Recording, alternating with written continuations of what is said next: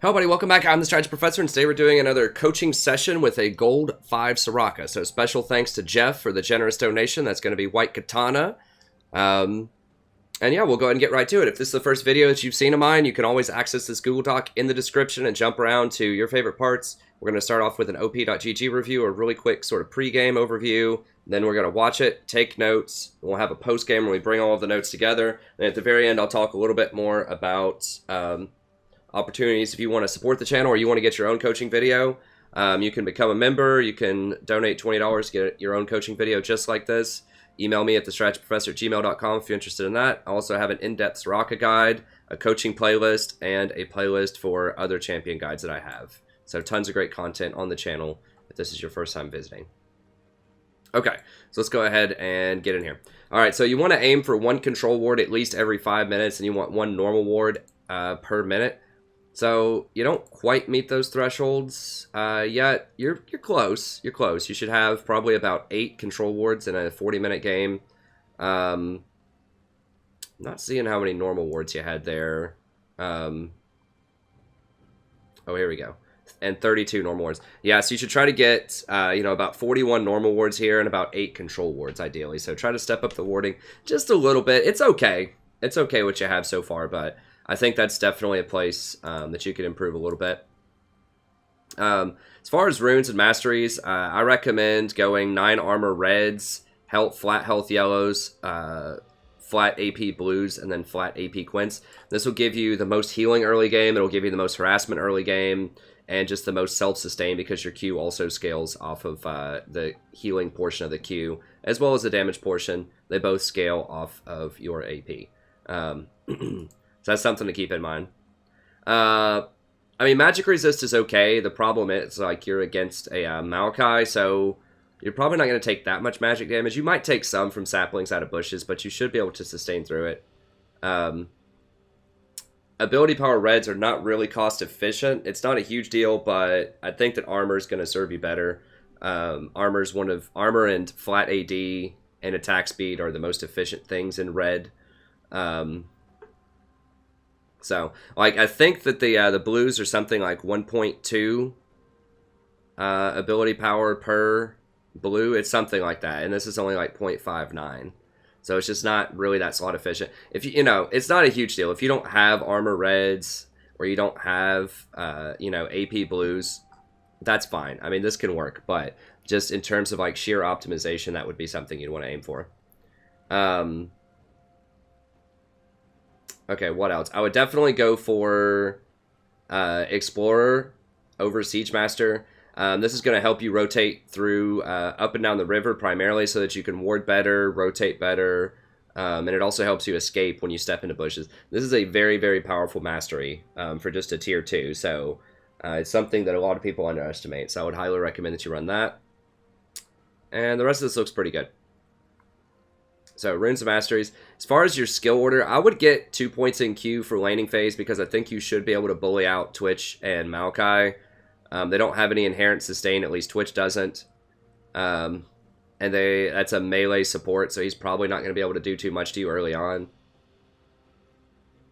So I would get at least 1 more point in Q somewhere along the line, and then you can start maxing your W after that. Then I would start maxing your Q second.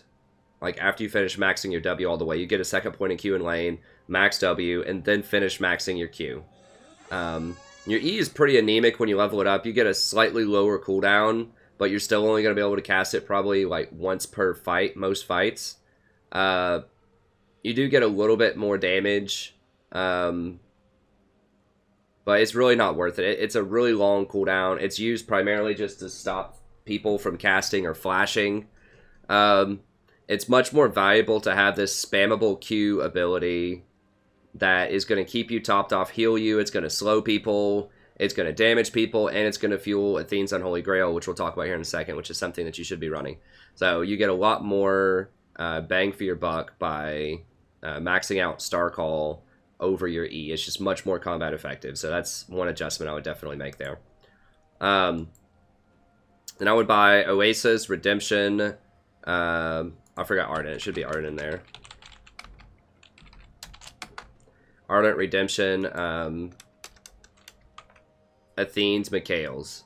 So that's what I would build in terms of your overall itemization. And then boots, I guess boots of swiftness are probably pretty good. You could also go some defensive boots if you want to. Like you could go Mercury Treads or Ninja Tabi or something like that. But boots of swiftness are all right. So one item in particular, so yeah, this is okay. Locket, I think, is a bit unnecessary. The only magic damage that they have is Twisted Fate. And he doesn't really do, like, area of effect burst damage, so I don't think this is quite as efficient as other options you could get, which would be either Mikhail's or Athene's Unholy Grail. So the case for Athene's, I know this is something that you don't see all the time, but if we look at Athene's here,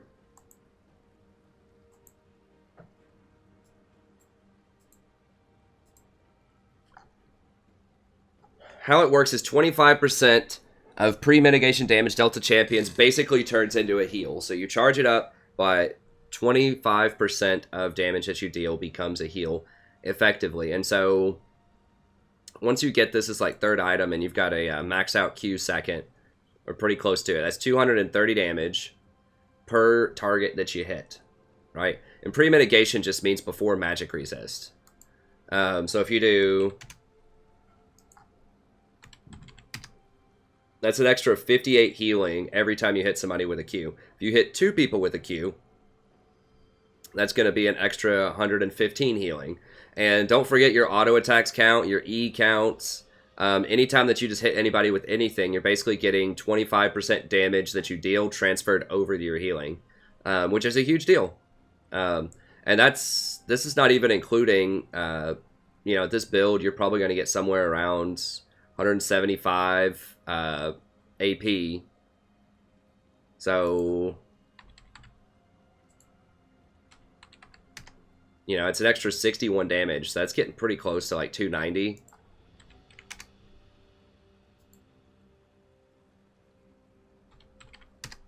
So you're going to be healing for an extra 73. And don't forget that heal also gets modified by plus healing and shielding. So, near the end of the game, when you get like at least 30% plus healing and shielding, then you're going to get, about 95 extra heal every time you tag somebody with a Q. So that's a pretty big deal. And it also increases the healing on your W by quite a bit. People forget that about Athene's.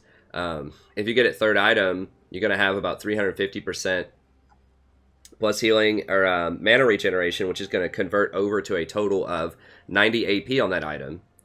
And, 0.6 times 90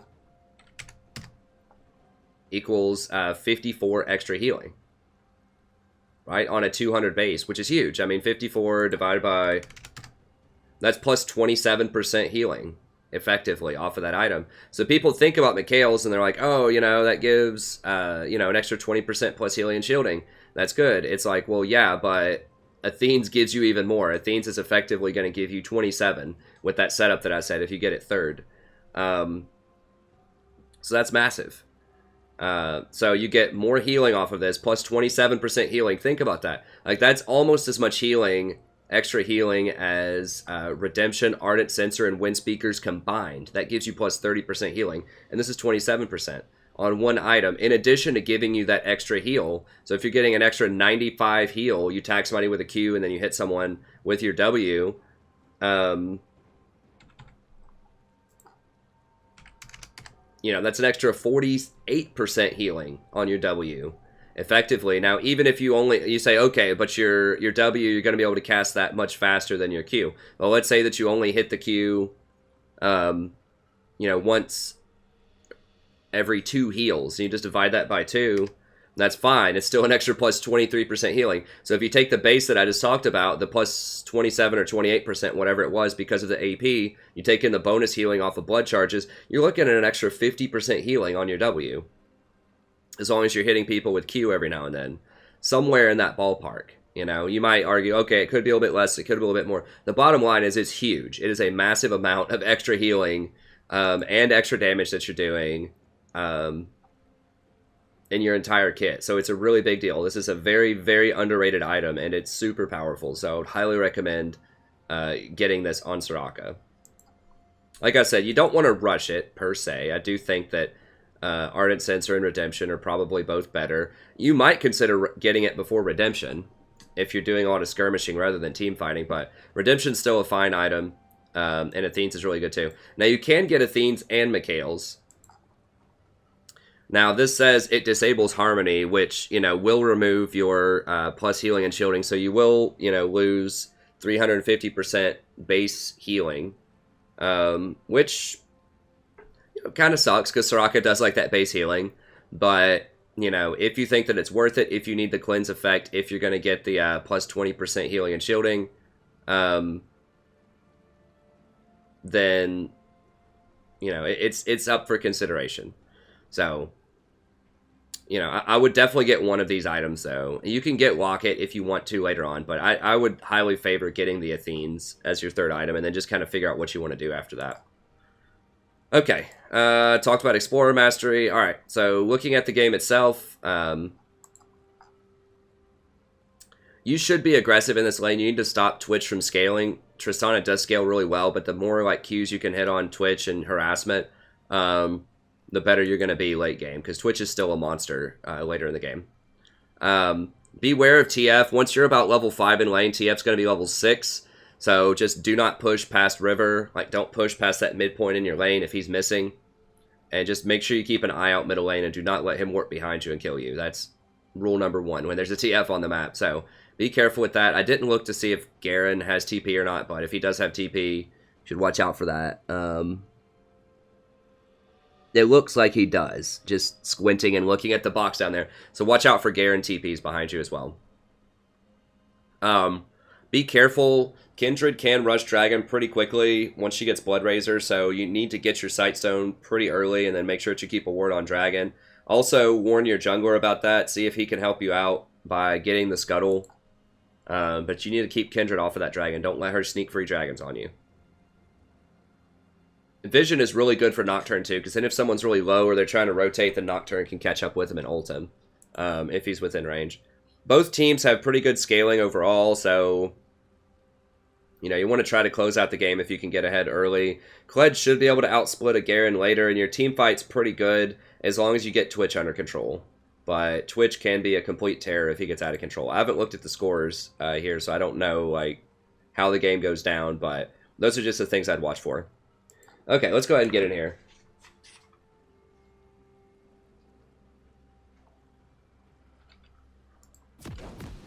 Like I said, I had someone last week or something commented something, I don't remember exactly what it was, something to the effect of, why do you look away so much? Why don't you pay attention to the replay and stuff? I'm writing things down. I have a physical notebook where I write stuff down, or I write notes down, so that I can bring them together so I don't forget what to talk about at the end. So I can give you kind of a TLDR version at the end. Okay, good. So I'm not playing around looking at my phone or anything. If you see me looking away for a second from the screen, it's because I'm writing stuff down. And usually I'll tell you what I'm writing down. I will not save you. Okay, let me go ahead and do the camera fog of war here. Okay, so that was a good start. What'd you start with? Coin.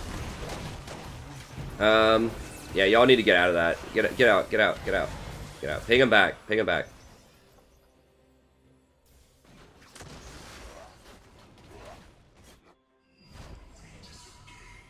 Yeah, so right away, I would say you need to be pinging more. If people are doing silly stuff, they need to hear about it. What is that? Hey. Hold on, let me pause this real quick. Where's the... How's the pause button? Oh, there we go. Give me 1 second. The cat's rummaging through something. Sadie, what are you doing? Okay, sorry about that. I heard her, just some, paper crumpling. I just wanted to make sure she wasn't getting into anything. She's being weird, man. She doesn't usually do that kind of stuff anymore. You're getting too old for that, Sadie. Can't go crawling into bags. Alright. Okay, it's pretty standard. Yeah, I mean, you just want to land Qs. Now, one good thing about Soraka, she has pretty good wave clear. How How did you run out of mana so fast?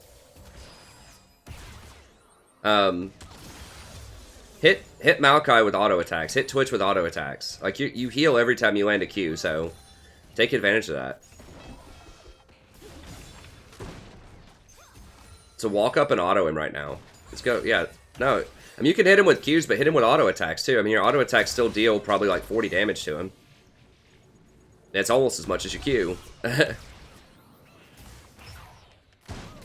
So yeah, I mean, you're sitting here at full health. Just get up there. They're low. Like, get in their face. Go pressure them. Like, you should, with your health bar right now, you should be right here. Like, just autoing them. Just zoning them even out of experience. Tell Trist. Like, ping on the Twitch. Ping assist and say, hey, get up here and fight this person with me. He shouldn't get to sit there and chill with, like, 1/3 health.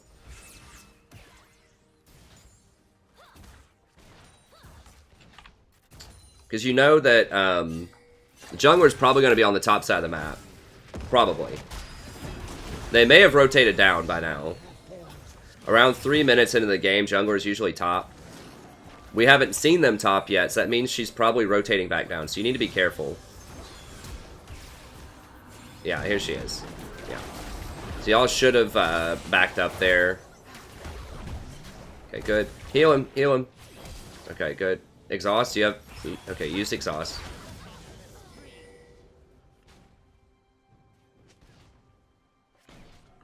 Okay, I'm gonna back up just a little bit, then we'll move forward. So, I like pushing into them early. If no one shows up, like, in the first 2 minutes and 30 seconds or so, then I like pressuring up. But around 3 minutes would be a typical jungle clear. Maybe if the person's slow or not very experienced in the jungle, it might take to 3:30. But around 3 minutes, they should be showing up either top or mid. Because typically junglers will start at red, and then they'll go up and grab raptors. Or sometimes they start raptors and then go red, and then come up here and get blue. And then gank. So they do like a three camp gank. So you should start to get suspicious around right now if you don't see them top lane or if you haven't seen a mid lane. Because they have to be somewhere on the map, right? So that means they probably went for a full clear. Which means the last part of their full clear is going to be rotate back bottom. So they're going to just clear everything here and then rotate back bottom, get these golems, and then gank you. Now right here, this should be a red flag. When you see that, it's 4 minutes and 20 seconds into the game. There was an extended fight top lane, and Kled walked away with very little health, and we did not see Kindred. So if you don't see Kindred, if she doesn't show up to that, the 15 seconds, then she's not on that side of the map. She would have shown up. So now you have to know, okay, she has to be on this side of the map because she wasn't top lane, because where else is she going to be, right? She hasn't ganked anywhere. It's 4 minutes and 20 seconds in, and there was a really close fight up here where she would have easily had a kill if she was in the area, and she had 10 or 15 seconds to show up. And she doesn't do it. So that means she's on this side of the map. You actually see her here. Okay, I just noticed that you actually see her here on this ward. And they ping back. So you should have looked at it when they pinged back.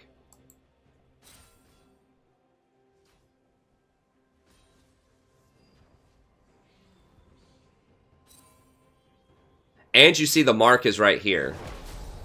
Okay, so you can actually see her here, but even if you didn't see her, you see that there's a, I think you can see this, that there's a spiral mark here. That means she's going to go there. So so you could have actually physically seen her there. You should know that she's going to be after this spiral mark, and you know that she didn't go top lane. So these are all 3 reasons why you should back up. Okay, so we'll speed back up here. But yeah, all those are red flags. Obviously, seeing her is a super red flag. I didn't notice that the first time either. But yeah, even if you didn't see her, the fact that she wasn't top, and the fact that you know her mark is going to spawn right there, Kindreds always go to their mark. So it makes their jungle pathing very predictable, which is one of the major weaknesses of Kindred. Alright, what did you buy? Okay, good. I like the sight zone.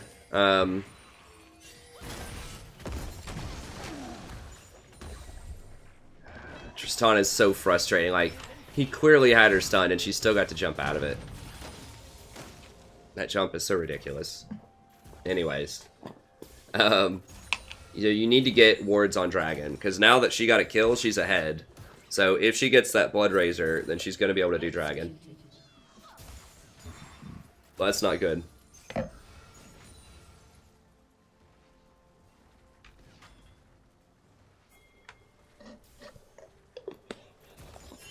You are up marginally in CS, which is good. Need to use these wards. No, y'all need to back up. Back up, ward this. Ward this. You gotta get wards down. We have no eyes on Kindred. No eyes on TF. Okay, there's TF. This is the danger zone. TF is level 6. This is what I'm talking about. You need to ward Dragon. Kindred can blast plant over this wall and kill that Dragon. You need to ward Dragon. You need to try to ward the Tri-Bush. Just make or at least see if they have a pink in there.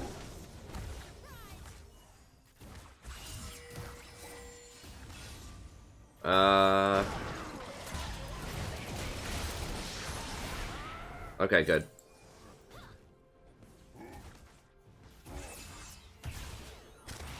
Well, fortunately, they were on that side of the map. So you can wait a little bit here. You burned through your mana quite a lot. I'm not sure, like, what's up with that.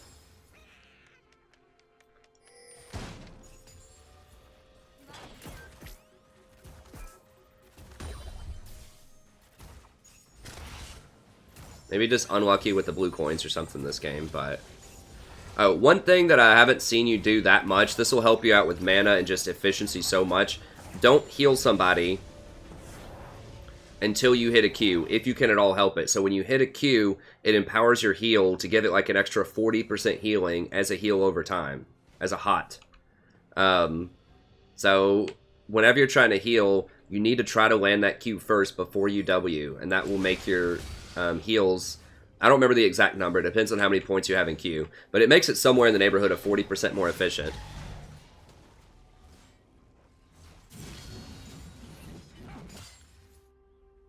Which means that you would have like 40% more mana there.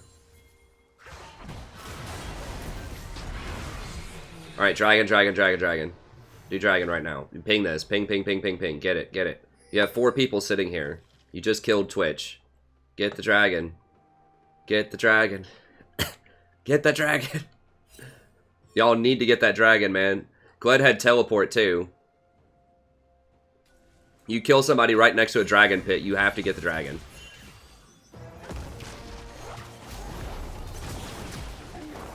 At least take a look at it, you know? Like, because if Kindred's on the top side of the map, we don't know where she is. If she was on the top side, then they wouldn't even be able to contest it. There you go, heal him. There you go. Good. Alright, so you landed a Q first. Okay, so that was definitely a missed opportunity. Y'all should have gotten that Dragon. Now, did Nocturne have smite or not? Let me say. Did he smite the... Did he smite for the kill? I hate it when junglers do that. Let me see. If he doesn't have smite, I guess it's debatable, but...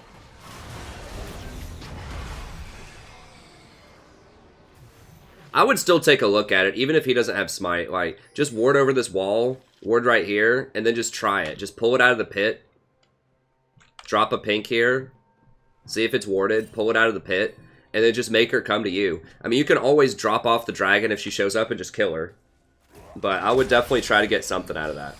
Okay, so I'm going to write that down.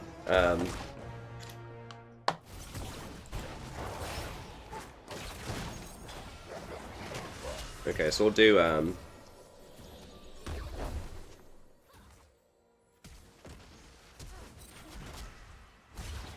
so I've got, ward a little bit more early.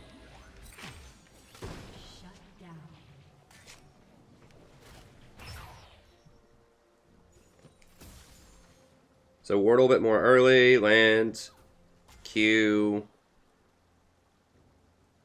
before heal. Okay, so I'll say before using W.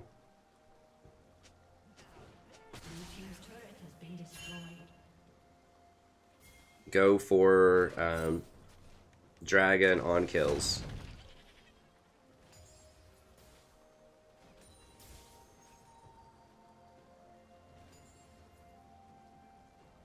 Anytime you get a kill, you need to be looking for an objective.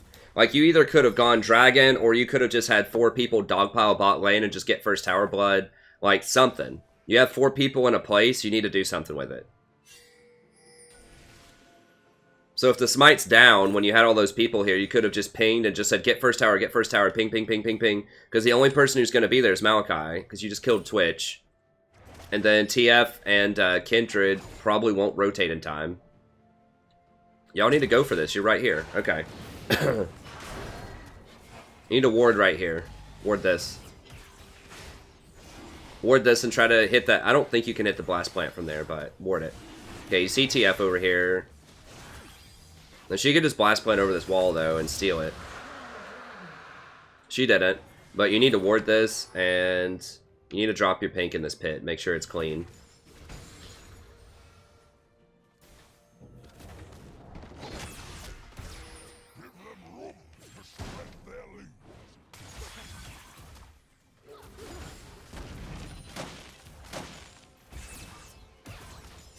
Watch TF, he's creeping.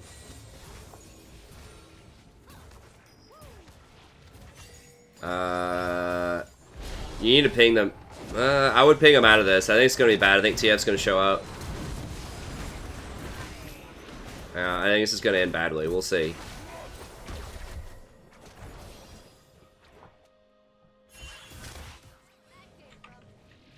Kled doesn't have TP either. Garen does. Garen could have TP'd into that, like, on these minions, and that would have been really bad for you guys. Fortunately, he doesn't seem to be paying attention.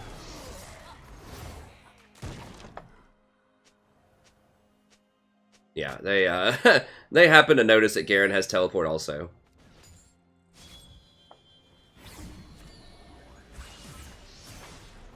TF might get you here. Don't, no, not right there, not right. Oh god. I feel like you're. I don't feel like there's any way out. Silence him. Throw an E on him.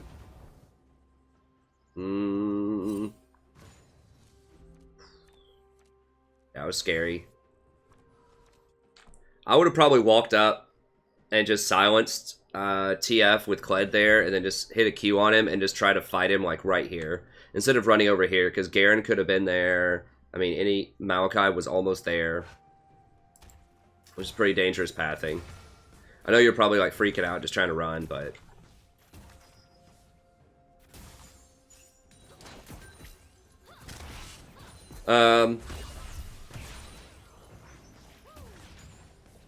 y'all need to get this down. Like, just go tell Nocturne, tell everybody, just come down here and kill this tower. Like, just tell your team, like, get down here and get this, and then go get Rift Herald. You guys really need to start flexing on them here, because you're pretty far ahead. Diana's really far ahead, and she's very oppressive when she's ahead. Yeah, y'all aren't doing enough. You're just kind of, like, with your lead, you're just kind of wandering around. You did get a dragon, but they're getting to stick around. At least ping this. Like, tell them to get Rift Herald.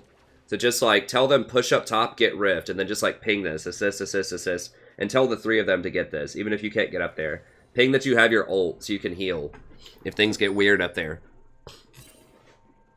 They should be able to 3v3 easily and crush them for that Rift Herald, though.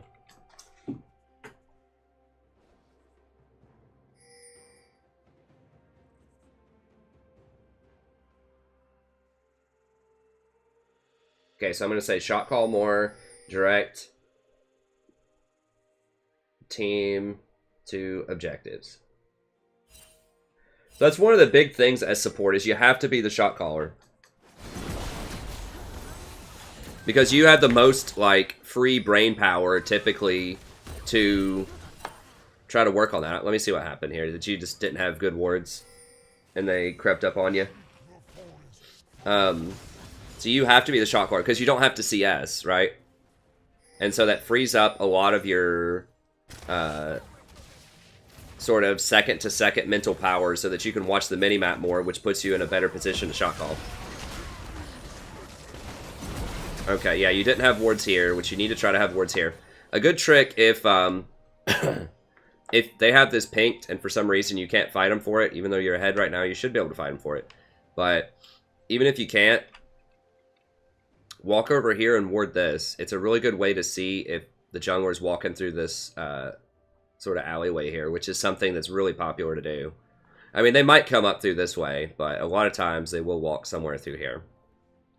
So one thing that should have been a red flag here is Twitch disappeared. Watch. You could actually hear him go invisible for a second, but a good telltale sign if you're against the Twitch, if he just randomly walks away and turns invisible, like at this point, if he's not standing right here, he's actually losing experience, and he hasn't done that all game. He's always kind of hung around in experience range when he's getting pushed in. So you see Malachi go into this bush, and you see Twitch just like inexplicably go invisible. If Twitch ever just backs up, as I said before, and just goes invisible, you know a gang's coming. So just watch him, and watch Malachi get in this bush. You need to have something warded. Like, yeah, he's in the bush, so you know he could be up to like right here. Twitch is invisible. Yeah. Yes, you got, if Twitch all of a sudden goes out of vision, you got to respect that, and you got to run.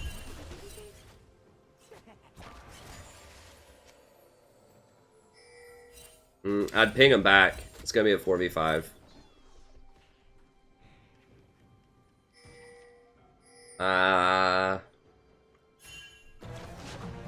No.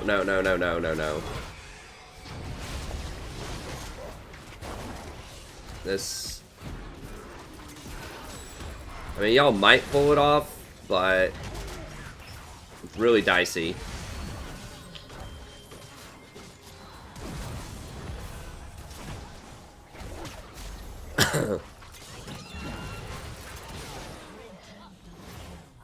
Well, Garen, if Garen ever uses his TP, like, this is gonna be really bad for y'all. Yeah, he's not that strong, but just like, they're for how far behind they are, they're getting kind of close in these fights because they're just, your team's picking bad fights.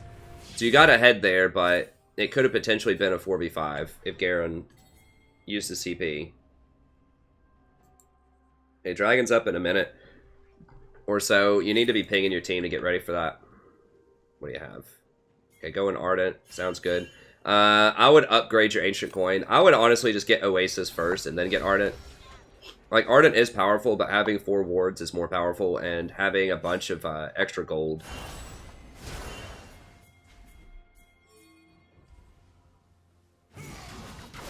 is very strong.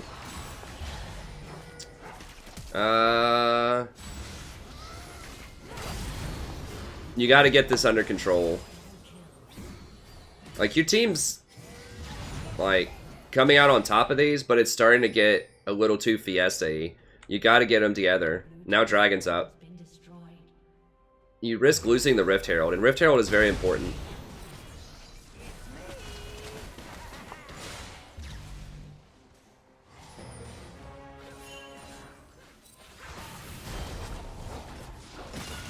Yeah.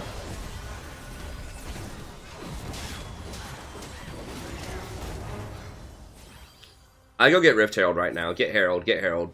Because Rift Herald's going to expire in a minute, so... Okay, get Tower, get Herald. Herald, Herald, Herald. Okay, stop. Stop. They're going to stop you here. Go get the Rift Herald.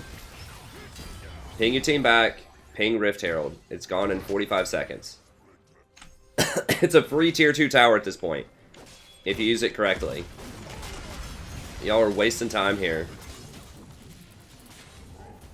You just wasted 45 seconds. I mean, you did get like half tower damage here, but...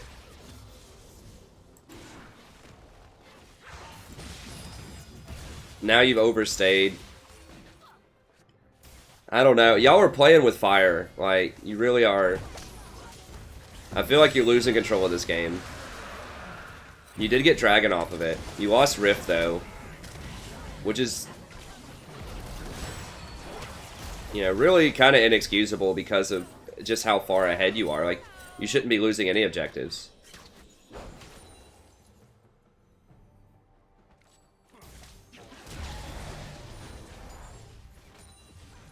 So yeah, y'all are still ahead, but you are... They're catching up to you percentage-wise. So, you know, if you're 3,000 gold ahead early on in the game, you know, if you have... 10,000 gold and they have 7,000 gold, you're 30% ahead, right? You have 30% more gold. But if it gets to you are 30,000 gold and they are 27,000 gold, you're still 3,000 gold ahead, but now it's only 3% instead of 30%. So that means that your lead, you have to keep growing it. You have to keep expanding it, or they're actually going to be catching up percentage-wise. Because early on, 3,000 gold, if your team's up that, everybody might be up like one major item or something, right? Or at least half an item, which is a big deal when, you have two big items and, the enemy only has one big item. That's a massive power spike. You have, 100% more big items than they do. But, when you're completing your sixth item and they have 5 items, that's not nearly as impactful. So you need to grow your lead. You can't just trade kills. Trading kills is bad when you're ahead. You do not want to trade kills. You want to get free things and grow your lead. If you trade, at least on a percentage basis, they are catching up. You also will have more shutdown gold, so they're going to be worth less and you're going to be worth more if you're ahead. So they're going to catch up in experience. They're going to get catch-up gold. So y'all overstayed. You split up. Diana's down there doing her dragon. Nocturne's up there doing red buff.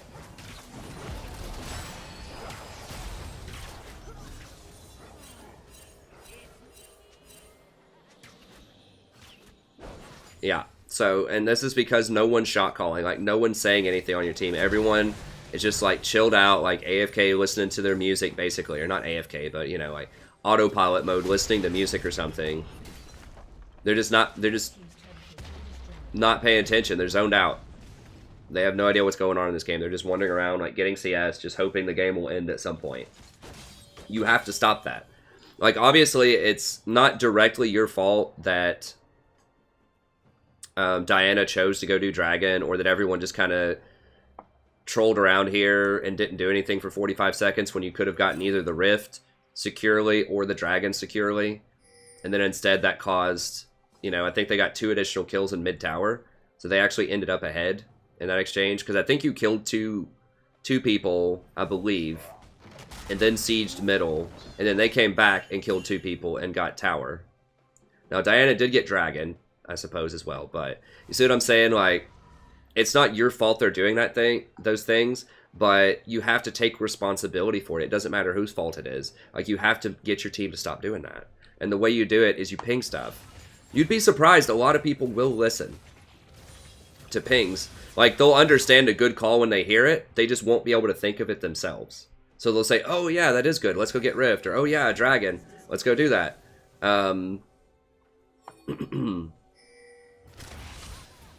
So a lot of people can recognize a good call when they hear it, but they just won't think of it on themselves. So that's why you need to make the good calls.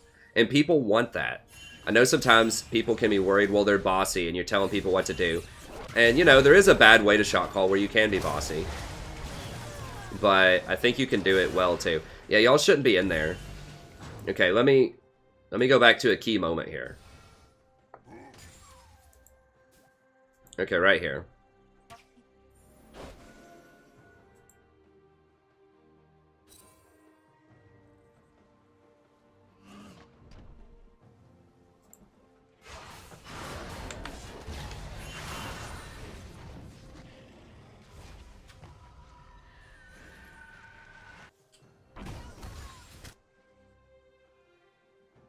Wait, what happened? Did she seriously go AFK because someone took her blue buff? Is that what happened?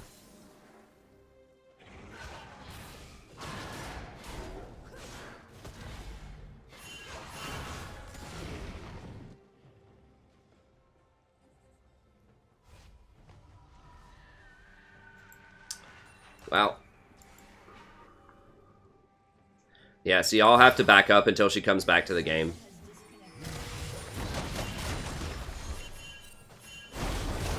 Yeah, you can't be anywhere near this. It's 4v5, so there's, you have to respect that, right? Whenever it's 4v5, you have to get out of their jungle. Okay, so I'm gonna say...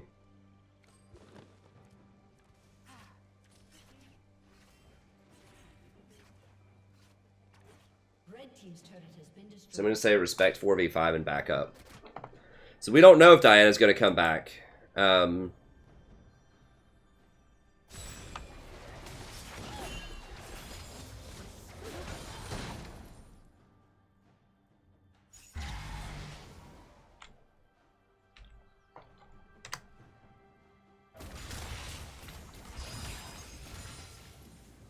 I mean, I would say, like, from a psychology perspective, if you start snowballing, people are much less likely to go AFK over petty things. Like, they might, but if you're actually really far ahead in a game, if you're like 30-5 or something like that, if you keep snowballing your lead, then they're more likely to stick around.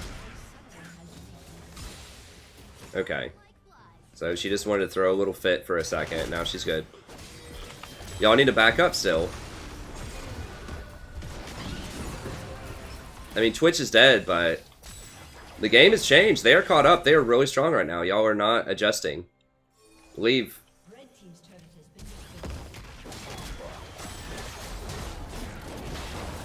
Oh, that's a tilter.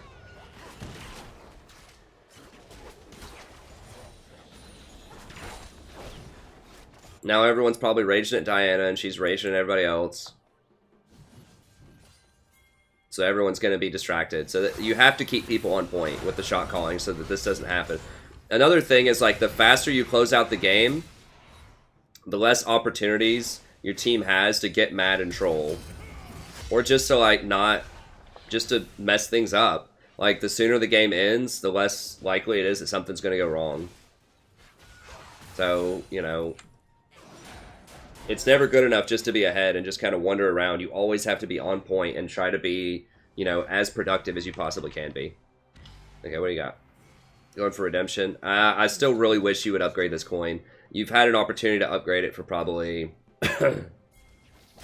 15 minutes. It gives you 15 extra gold per minute.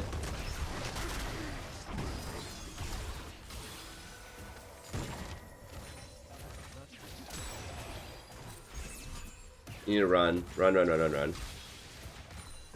So if you think about 15 minutes, 30 extra gold per minute, that's 450 gold.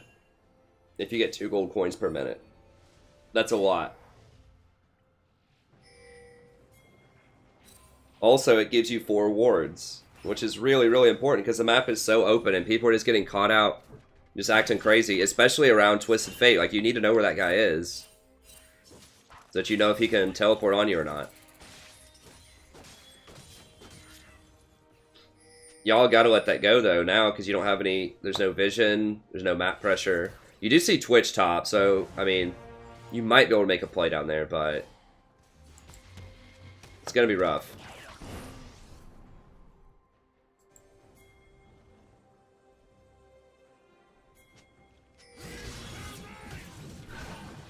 No, Twitch wants red... or, Triss wants red buff, so you're not gonna be able to get Dragon. Y'all need to bat. You're all about to... both of you are about to die right here, right now.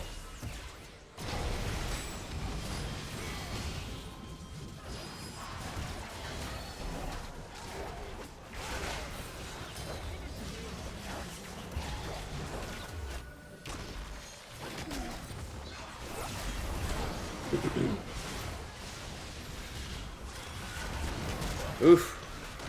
Oh, God. Penta? Quad. Yeah. So, you know, here's the thing. Like, it looked good for you for a little bit, but there was such a high probability that y'all were going to die right there. So how do I know that? How, you know, how am I psychic about this? Like, it started looking good, and I was like, well, maybe they pull it out. But the reason that it's bad is you have no vision of anybody here. No, none. All that you know is that Twitch was top lane a little bit ago, but he escaped. Okay? Kled didn't kill him. So that means he's back in base right now. Alright? It takes about 30 seconds to walk from base to an objective. You know they're going to be here. This is Infernal. They're going to be here. Alright? You don't see them on these wards. So the only other place they could possibly want to go on the map is Baron. And you have vision on Baron right now. So you know they're not at Baron. Alright? We've got Nocturne here. He's coming down, so he's going to be in range. Tristana's up here trying to go for red buff. Which, is that bad? Yes. She should be down there for Infernal, but she's not. And that's something that I've had to deal with a lot in trying to improve my play this year, has been to just respect when people aren't doing the right thing and change your play around. So sometimes you can't do the ideal play. So yes, the ideal play is everybody comes down here to contest for Infernal right now. But you can't do that because they're not allowing you to do that, because they're going for red buff. So all you can really do right now is ward this and try to stall if you can. So just let them know you're in the area. So just try to sweep wards here so they don't know how many of you are here. And then just like throw a Q at them or something. Just try to stall them out. Just distract them. But you cannot try to fight right now because you don't have Tristana and you don't have Kled. And I don't think Kled has his teleport. The cooldown keeps ticking in this replay. I'm pretty sure he didn't have teleport at this point. And he doesn't have ult. So he's not going to be able to be there. So you're going to be down 2 people, maybe 2.5. Like if they show up right now just out of this bush, or out of this bush, or out of this tri-bush, or just wherever, they're going to crush both of you.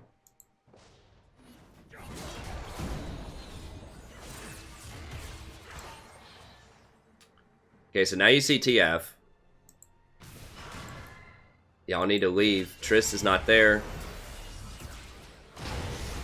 So yeah, it looks good, right? It's like, okay, good. We've got them low. It's just 2 of us. Now we've got 2 on 3.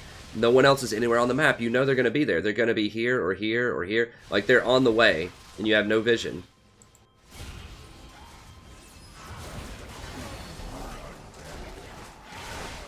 The cavalry, you still haven't seen Twitch.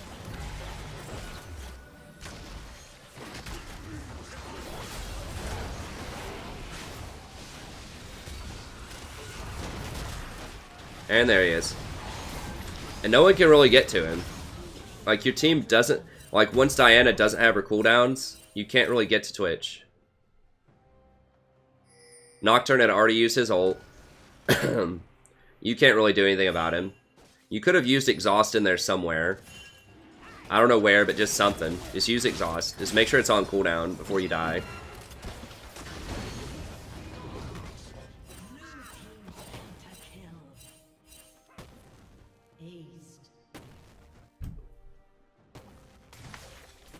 Yeah. So you should have just tried to distract and not, you just can't go for that. You gotta respect the fact that you're missing 2 people.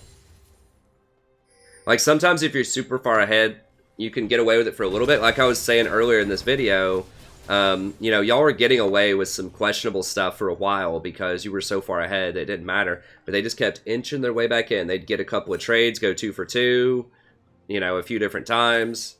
And then all of a sudden, they're back in the game. And now they are. And I think they're actually ahead because Twitch is so massive right now. He just went from 1-5 to 6-5.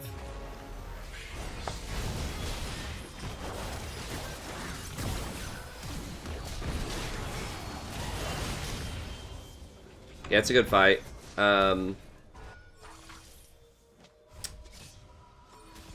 Yeah, I still think either Mikhail's or... Athene's. I mean, Mikhail's would actually be okay against Twisted Fate Gold card. Something. Either Mikhail's or Athene's, not Locket. Okay, you see 2 bots. This is a good call. You got a kill. You see 2 bot. Good. Okay, so they're finally making some macro errors for once. They're giving you some chances to come back here.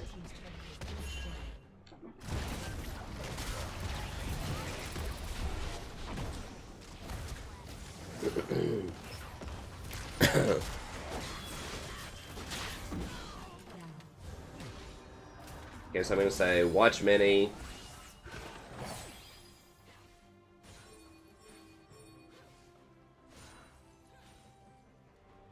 Don't force weak fights.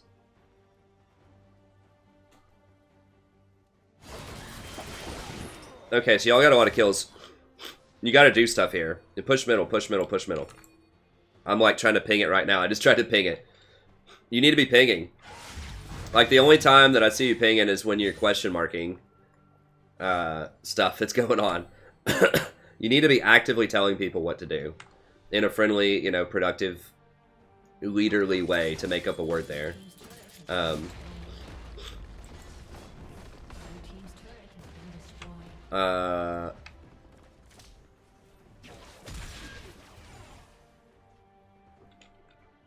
Alright, you need. Does he not have boots? Why is he moving so slowly? He only has brown boots. Okay, so y'all, you need to ping them back. Ping them back.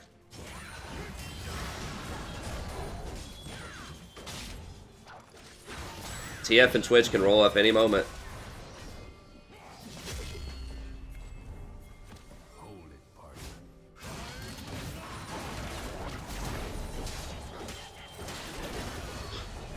Yeah.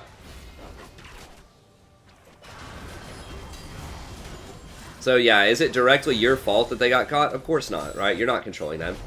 But you need to be pinging them. You need to let them know, like, they can't do that. At least that way you tried, you know. That was a good redemption. But you need to ping them back. Just let them know, like, hey, don't do that. Like, ping back like 3 times. Just say ping, ping, ping. And then ping Twisted Fate and Twitch. Just ping them. Just let them know, hey, they're coming.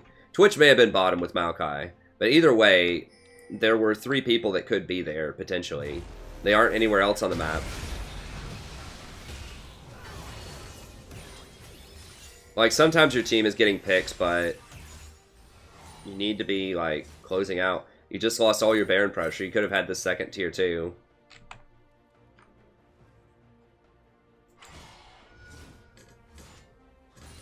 Well, excuse me, but yeah, you gotta let them know.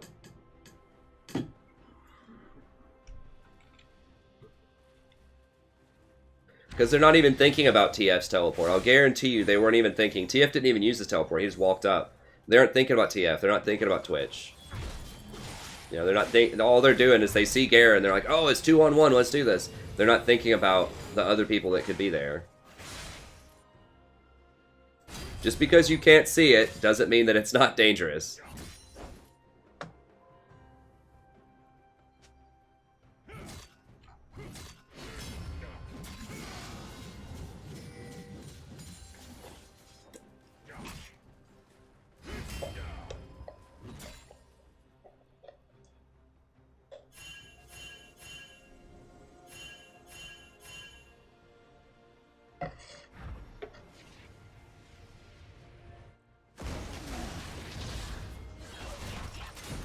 Twitch is coming.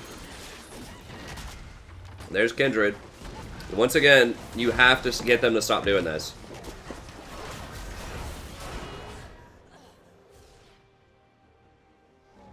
Now they get Dragon. I mean, once again, you know, it seems like, well, team is bad, but... And they are making a lot of mistakes, but you still, I mean, the key takeaway here that I really want you to take away, you have to at least tell them. You know, if they want to disregard you and just feed anyways, that's, you know, that's not fine, but at least you tried, you know? But you can't just let them do that without trying.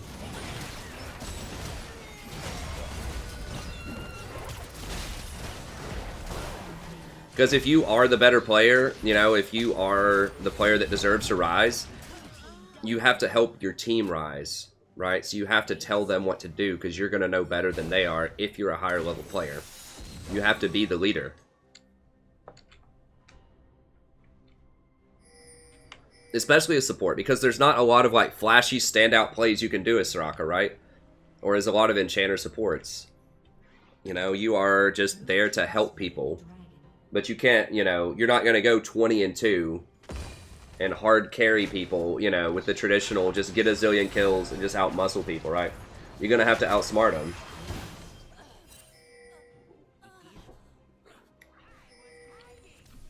Like, yeah, Janna, Soraka, and I think Sona have the highest win rates in Silver and Gold. But, you know, a lot of that is good shot calling. Like, you have to tell them. Yeah, once again, I don't like the locket here. I think Mercury Treads would actually be pretty good against Maokai's Crowd Control and Twisted Fate. And I think I would have gotten Mikhail's after watching this game unfold. I think I would have gotten Mikhail's instead of Locket. Because that Twisted Fate gold card and the Maokai ultimate's pretty brutal. So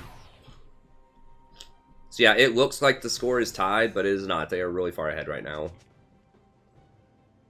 Even the gold is tied, but they have so much more map pressure and scaling. And they just have momentum. Like, they're just playing better as a unit. Okay, you all need to back up. Back up, back up, back up. They're all missing. Twitch is missing. TF's missing. Like, this is exactly what they want to do. They want everybody to run around and be isolated and to pick up on these little skirmishes so that TF can warp in or Twitch can roll up invisible and just crush people.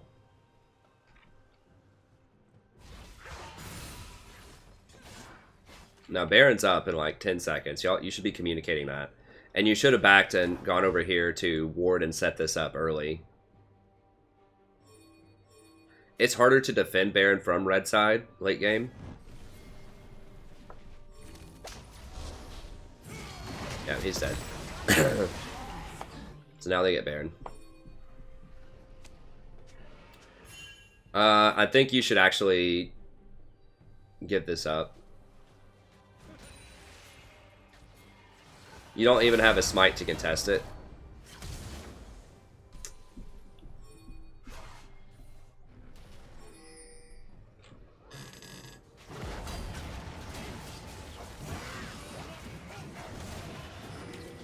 Give it up. Y'all have no chance.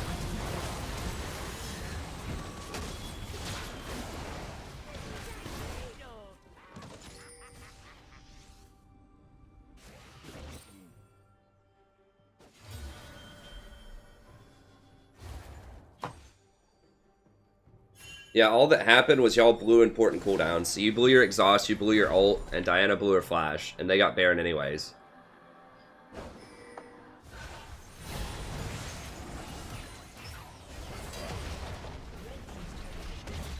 If it's a 4v5 and you don't even have your jungler, especially if you don't have like a long range, like area of effect, like high burst champion, like a Ziggs or a Xerath that can poke really effectively, just give the Baron up. Yeah, you should have been pinging your team to set up for that. So, like, say, help me get vision, like 1 minute in.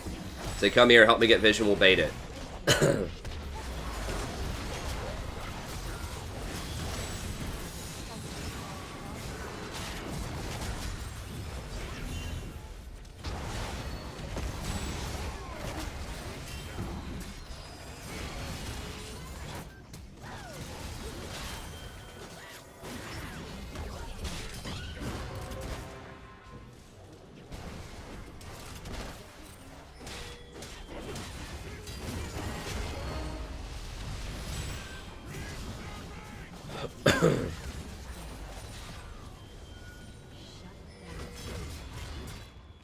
Get him, Kled.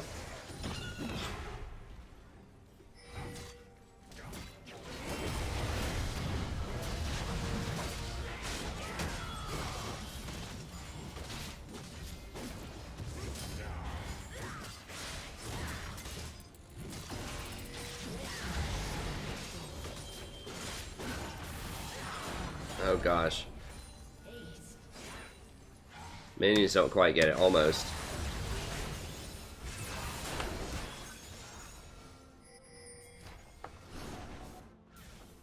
Yeah, I think a lot of this was just like vision shot calling.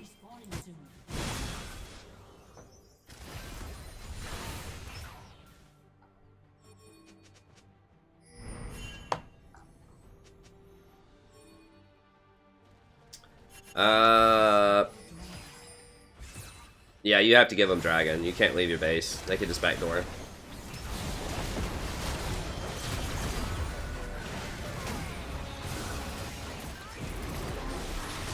Wait, how did you get picked? Yeah, you should never be the first person to die here.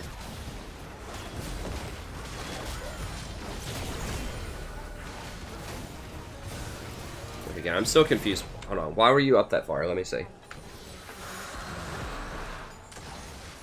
I'm not used to this skin. Okay, so there you are. No, what? No, no, no, no, no. You can't flash forward to just exhaust Twitch. Nobody's in position to get him at that point. I know it sucks, like, that you can't exhaust the Twitch. Because you can't reach him a lot of times, but You just can't flash forward like that as Soraka. Like, you're just gonna have to deal with exhausting Kindred or Garen or something.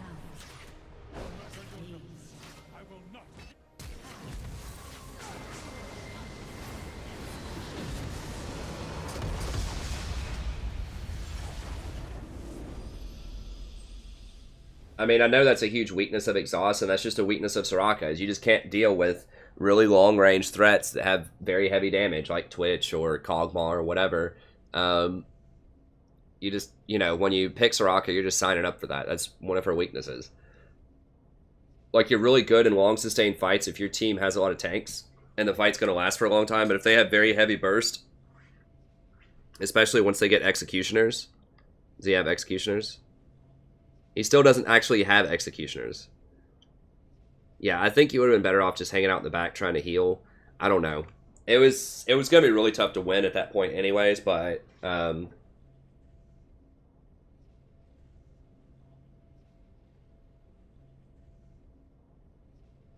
so don't exhaust for a... or don't flash for an exhaust on the back line.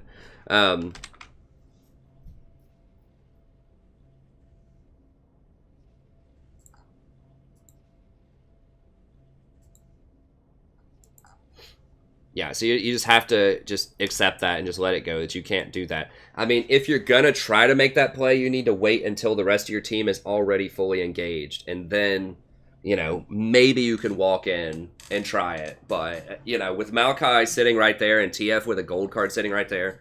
Hey, thanks for the sub out there. Gold card right there, then it's just going to be, I mean, it's a death sentence. It's just not going to be worth it. Because basically you're trading like 2.5 seconds of exhaust for your entire life. Pretty much. Because there's a very low probability that you're getting out of that alive. And you're much more valuable to be able to sit back and heal than just a 2.5 second exhaust. So. My hair's looking weird as hell today. Okay, anyways. Let's go ahead and recap here. Okay, so...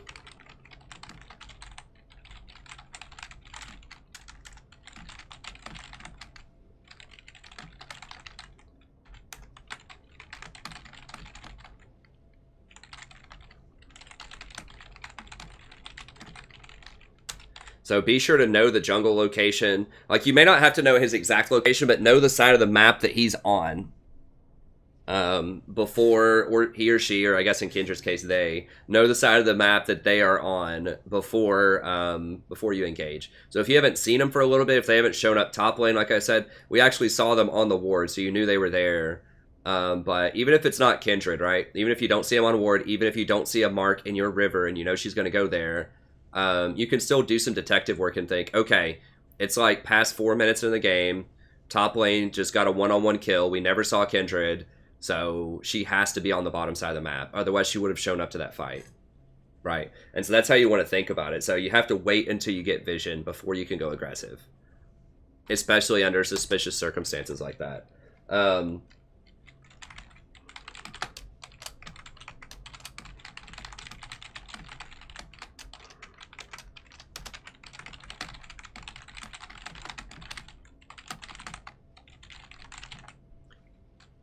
Okay, so you need to land Q before using your W in lane. It makes your heal a lot more efficient. So I'm not sure if you're aware of that. You probably are. Maybe you did it more than I saw. But how it works is even at level 1 Q, when you land your Q and then you heal somebody for 80, you're actually getting 56%. Or you're getting 56 more healing. So let's say it's a... I don't know, level 4. At level 4, you're going to have a level 2. Even at level 4, out of 110, you've got 56.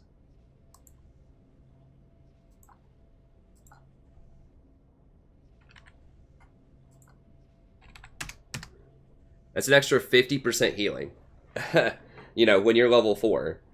And this healing goes up. So if you get this max level, which is why I'm telling you should max your Q second, you know, if you get this to 88, that's 44% extra healing. And this has a 0.4 ratio on it. So it also benefits greatly from AP. So that's a lot of extra healing. So it's a pretty big deal. So you always want to try to land your Q before your W, unless it's like a life or death situation. You just have to spam W. If you're just kind of like trying to sustain in lane, this will make it much more efficient. Because if you think about it that way, if it's at least like 50% efficient in lane, that means you're going to have 50% more mana. So where you were pretty much out of mana a few times where I pointed it out, you could have actually had half your mana bar left if you would have just done it that way. Because you would not have needed to use as many Ws. You would have preserved the mana off of that. Potentially. I mean, the math, you know, whatever. The math might be a little different, but that's the general gist of it. Is Soraka's designed to land your Q first and then hit your W, and that's how you get the real big heals. Okay? And in a team fight, when you land this, when you land the Q, I think the rejuvenation lasts for, is it 5 seconds? 4 seconds. Even if you cast your W, like right at like 3 minutes and 59 seconds, or I don't know, 3.99 seconds, whatever, they will still get the full rejuvenation duration. So, you know, so in theory, when you get this down to 2 seconds and you get a little bit of CDR, you could hit 2 different people. So you could land 1 Q in a team fight on somebody and then just spam your W twice on different people, and you could give both of them the extra heal, the rejuvenation. So it's really important to hit your Qs when you're using your W for more health and more healing, especially in the laning phase when it's pretty straightforward and easy to do that, especially if you're not against an all-in like kill lane like Leona Draven or something like that. Land more auto attacks in lane 2.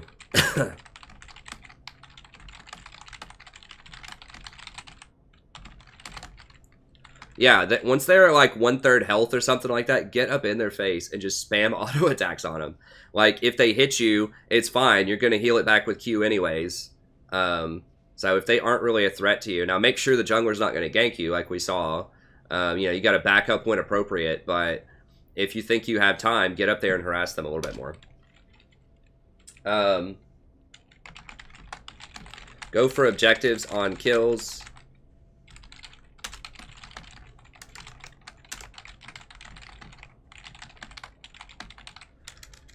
So that part where I pointed out, where y'all got, I think, 2 kills near Dragon, you should have immediately done Dragon. Or if you're scared that Kindred might take the Dragon because Nocturne wasted his smite, then you just go sit on bottom lane. Just, like, 4-person, just dogpile bot lane. It's only Malachi there, and just kill the tower. What's he going to do about it? You can completely ignore him and just take the tower. It was at, like, half health.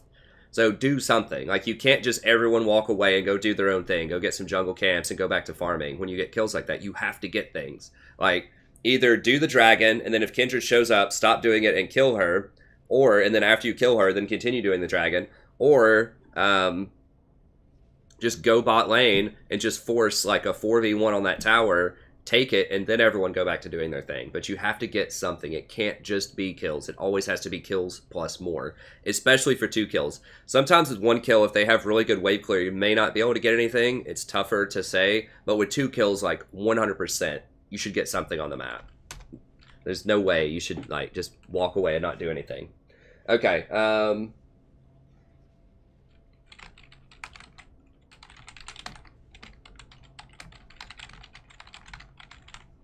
so this happened a couple of different times. So when Diana goes AFK because someone took her blue buff, you all have to back up immediately. Just go back to your tower. Just be defensive, right? Because you are down a lot. It matters. 4v5 matters a lot. And there were other fights where, you know, I counted out people on the minimap, and you have to do that. Before you're about to fight, look at the minimap, right? Look at the minimap, press tab, look at summoners, okay? Does the person who's top lane, do they have teleport ready? Do key people have flash if they need flash for their engage? Do you have exhaust? Do key people have ultimates? If your team is missing ultimates or they're missing key summoners, do not fight. Or you're just missing key people, like Tristana's randomly getting red when Dragon's up. Should she be at Dragon? Yes, but you know what? She's not. So, you know, and like I said, it's tough. It's hard for me to do that. Like, it really pains me to have to let dragons go because someone wants to go get blue buff or red buff, or they just had to back to get one more dagger or something insignificant, you know. But I think that communicating early, letting people know Dragon's up, be ready, like tell that to people and ping assist like 30 seconds before, I think that helps a lot. Then they know, okay, if I want to go get a buy, I need to go buy now. Or if I want to go get blue buff or red buff, I need to do that like now before Dragon shows up. So communicating early when objectives are coming up and telling people to be ready and to help you ward and like ping assist on it. That will help you a lot more. But if they're not doing it, if it's a 4v5, do not fight it. Do not fight 4v5. Okay? Whether they're AFK or getting red buff or top lane without teleport or whatever, do not fight 4v5s. So that brings to the next point.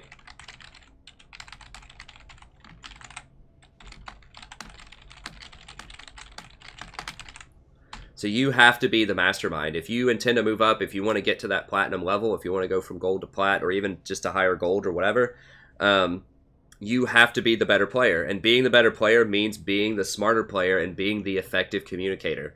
That's a big, big deal, especially from the support role, especially if you like enchanters like Soraka and Janna. You can climb with Janna. I have a very high win rate with Janna. I have like a 57 or 58% win rate over like 600 games. You can do it.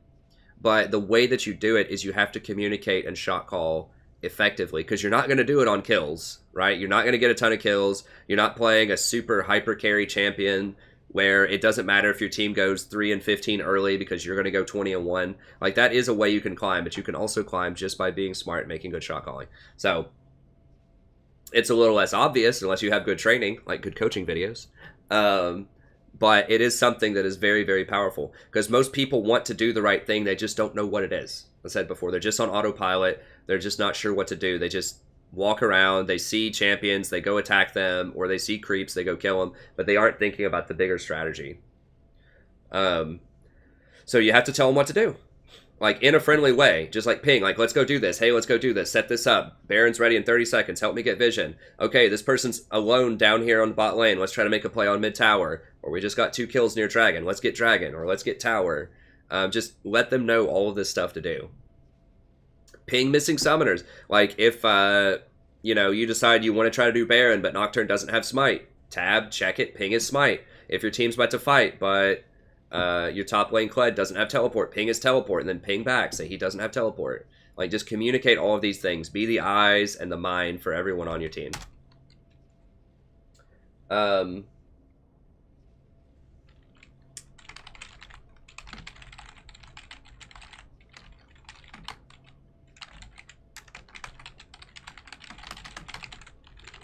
Okay, so this is something at the end. It was a desperate situation, I understand that, but I'm just saying, like, in general, this is a weakness of most enchanters, right? Is you can't do anything about their backline. As an enchanter, your job is to sit in the back, typically, and protect your backline. So you peel people, you crowd control people, you shield them, you heal them. This is what you do. It is not your job, nor can it be your job, to go and try to stop something like a Twitch or a Twisted Fate on their backline in an organized 5v5. Now, if it's a skirmish, that's a little different. You know, if it's just a 2-on-2 battle, you know, in a side lane, yeah, you might be able to go up and exhaust Twitch. Once they have that line set up, right, once they have that Maokai sitting there, they got the Twisted Fate sitting there, and it's 5-on-5, you cannot walk up past them to exhaust, because you're just going to die. You're basically throwing your life away for an exhaust. So that's just a weakness that you have to accept if you're going to play enchanters, except for Rakan, because he can get to the back line. But, you know, someone like Janna, Lulu, Soraka, Sona, all these champions have a really hard time getting to the back line. And that's just what they, you know, that's just not their strength. They are very strong. That's the strongest class of champion right now. But that is one pronounced weakness, is that if you don't have good divers to get to a back line, then something like a Twitch or a Twisted Fate is going to be a nightmare. You just can't do a lot about it. If you're going to try to make that play, you have to make sure people are in there, like, drawing fire. Like, you have to make sure that Kled is already in there taking all the hits, or Kindred's in there and she just used her ult or something like that. But I would say, like, 90% of the time, do not, in a proper 5v5 fight, do not try to go to the back line and exhaust their Twitch. If he's at max range. If he opens up right in front of you, like 400 units away, which some Twitches do, then yeah, exhaust him. But if he's that full 850 range away, like max distance on his ult, you're not getting to him. So you're just going to have to accept that. And it sucks. Once your team gets ahead, it shouldn't have gotten to that point. But once he got that pentakill, that was rough. So, anyways, that's going to be it. I hope this helps you out. I hope it enjoys it. I think your individual Soraka play is pretty good, right? Like, I think you were doing your heals on point. I think that for the most part, you were positioned pretty well. You know, your wards are all right. Just work on these things that we talked about. And the biggest thing is shot calling and just giving your team direction. And I hope I helped you out with that. Just let me know, you know, in the comments if you have any questions or if anyone else has any questions. Or you can email me as well if you have any follow-up questions. Okay, but that's going to be it. So if you want, if you're interested in a coaching session out there, any viewers, just email me at thestrategyprofessor@gmail.com. I can set one up for you. Usually I can get them done within about a week, sometimes faster if I don't have many in stock. But I do try to get to them relatively quickly. Keep in mind that I am a university instructor in the United States, so I do have classes right now. It is fall, so I will do them. But sometimes, like I said, it could take a few days up to like a week, depending on if I have like 5 or if I just have 1, then I can do it a lot faster. So typically I can do it within a couple of days, but sometimes it does take a bit longer if classes are in session. Okay, and I do have a daughter as well, a relatively newborn daughter. She's like 3 months old, and I'm still figuring out her schedule. I have to drive her to daycare and, you know, do stuff for her that takes up time. But anyways, I do love doing these coaching sessions. They're a lot of fun. Some of the best things about running this channel are the stories that people tell me about gaining a lot of ELO, and thank you so much, you helped me out, and all that kind of stuff. So I do love doing the coaching sessions. I am committed to doing them. Just email me, set it up. I can give you a reasonable, if you're not sure, you know, about whatever, just email me any questions you have. I can give you a reasonable timeline. I can give you just any information that you want to know about it. If you want to know more about Soraka, I've got an in-depth guide here. If you want to watch more coaching videos, I've got some here, other champion guides. And if you want to become a member, I'll just go ahead and mention this. I'm going to make a full video about it sometime soon. I've been doing this for a couple of months now. It's been a lot of fun. So basically, membership is just $5 a month, so it's less than $0.25 a day. And it's designed to somewhat mirror like a Twitch subscription where you pay to support a streamer and you get some rewards in exchange. So on Twitch, I think you get like little emotes or something like that. But what I wanted to do with this member system is give you even more. I want to give you more than just the emotes, right? So I do a 10% discount on all donation services. So if you want a coaching session, you could become a member and then get a coaching session, and the coaching session would only be $18 instead of $20. So you get to save a little bit of money there if you want. You get access to our members-only Discord, which is super fun because, you know, it requires just this small $5 membership. It doesn't sound like a lot, but that actually keeps all of the trolls out, because most trolls are not going to pay $5 to come in and say something, you know, super mean or super racist or, you know, whatever, or harass people if we're just going to ban them, which we will instantly. You know, they're going to lose that $5. So it keeps it to where it's a really nice, clean, fun community full of just wonderful people that you can hang out with. We share pictures of pets. People talk about their days. People talk about their adventures in solo queue. Sometimes people queue up with each other for some ARAMs or normals, or theoretically they could even do ranked.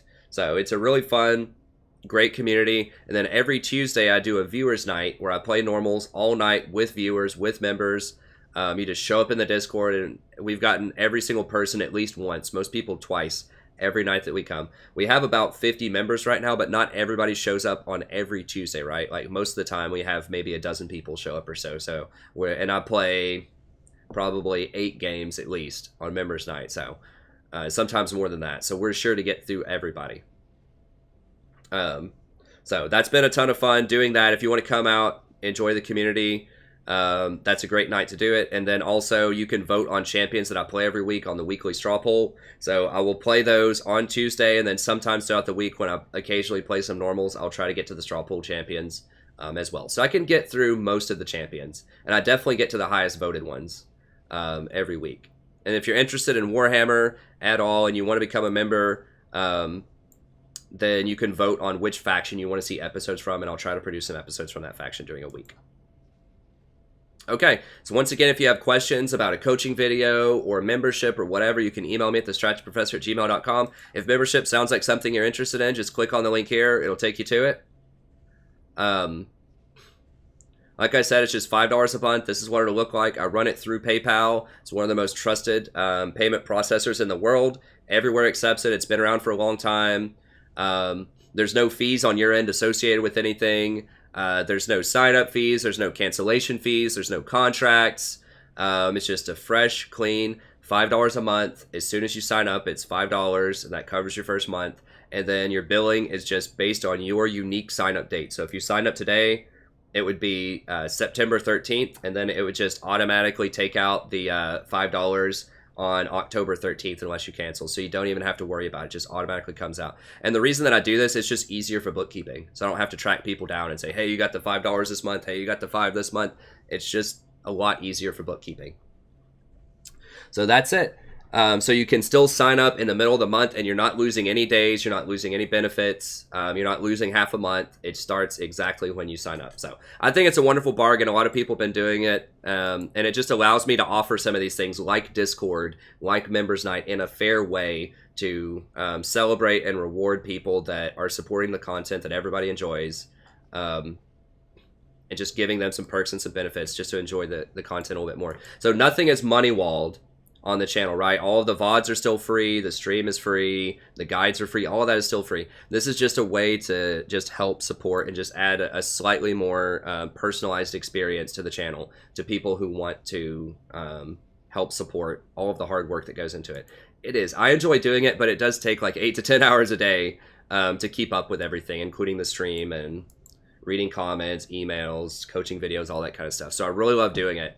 It does take a lot of time, and I definitely do appreciate any sort of support, but if you don't want to, that's fine too. Just, I appreciate your viewership and likes and subscribes and all that stuff too.